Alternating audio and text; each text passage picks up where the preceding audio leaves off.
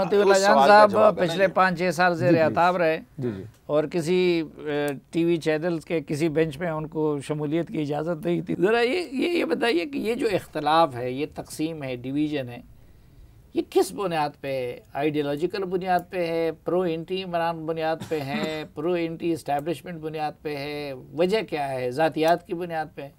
دیکھیں، میں آپ کے سوال میں ہی جواب تلاش کروں گا، اور کریم صدیقی اور اسناد سے معذرت کے ساتھ جب ہم افتخار محمد چودھری کا نام لیتے ہیں تو ہم یہ بھول جاتے ہیں کہ اس وقت آرمی چیف جنرل کیانی تھا.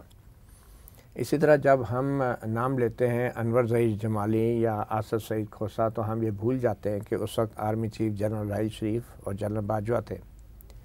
تو اس لیے ہمیں یہ نہیں بھولنا چاہیے کہ جو ججوں میں جو اختلافات ہوتے ہیں، جو کشیدگی ہوتی ہے، جو تلخی ہوتی ہے، وہ اس گیم پلان کی وجہ سے ہوتی ہے جو گیم پلان ججوں کا اپنا نہیں ہوتا. اب اگر آپ افتخار محمد چودھری کو اس کی بحالی کے بعد جو کچھ اس نے کیا اس کو یہ کریڈٹ دیں کہ اس کا کوئی ذاتی سوچ تھی یا کوئی ذاتی فکر تھی، کوئی نظریہ تھا، کوئی فلسفہ تھا، تو میں بالکل ایسا اس کو کریڈٹ نہیں دوں گا.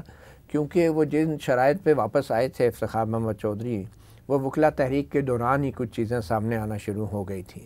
اور جس طریقے سے جنرل کیانی کے دور میں اس کو جنرل کیانی کا دور کہوں گا، کیونکہ ابھی جن ادوار سے ہم گزرے ہیں ہم اسے کسی وزیر اعظم کا دور تو کہنے سے رہے، نہ ہی چیف جسٹس کا.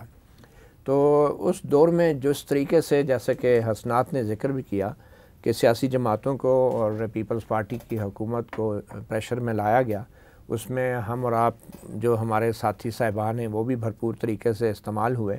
تو اس میں بھی جو اسٹیبلشمنٹ تھی، اصل کھیل اس کی تھی. تو جو سمجھ رہے ہیں کہ افتخار چودھری ہے اور ہم چاہے میڈیا ہیں، اعتزاز احسن ہے، چاہے اینکر پرسن ہیں، چاہے ججز ہیں، ہم لوگ مہروں کی طرح کام کرتے رہے. تو یہ کہنا کہ بھئی ثاقب نثار جو ہے اس کا کوئی سوچ اور فکر تھی یا بے فکری تھی، یا پھر آصف سعید کھوسہ کوئی فلسفہ لے کر آیا تھا ہمارے ملک میں اور وہ فلاں ججوں کو اس وجہ سے اوپر لانا چاہ رہا تھا کہ اس کے نزدیک وہ میرٹ ہے، یہ سینیارٹی ہے، ایسی کوئی بات نہیں ہے.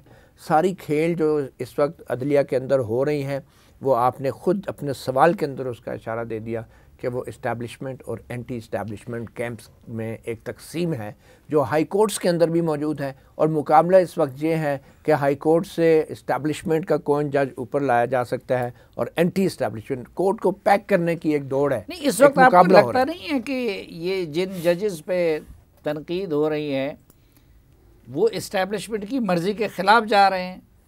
کیونکہ اسٹیبلشمنٹ تو حکومت کے ساتھ کڑی نظر آتی ہے. دیکھیے، آپ کو میں ایک چیز بتاؤں کہ اسٹیبلشمنٹ بھی اس وقت 2 قسم کی ہیں، ٹھیک ہے نا. اب اس سے زیادہ ہم بات نہ ہی کریں تو کیونکہ آپ بھی گزارا کرتے ہیں تو گزارا ہی کریں. تو جو ججز ہیں، جو پرانے جن کے رابطے ہیں اسٹیبلشمنٹ سے، تو آپ کے خیال میں وہ رابطے ختم ہو گئے؟ اور آپ کے خیال میں جہاں تک عمران خان صاحب کو ایک پروجیکٹ کے ذریعے لا کے پہنچایا گیا ہے، تو اب ان کو بس پہنچا کے بس اب وہ منہ پھیر کے چل پڑی ہے اسٹیبلشمنٹ واپس؟ تو میرے خیال میں ججز کو اچھی طرح معلوم ہے جو کچھ انہوں نے ماضی میں کیا.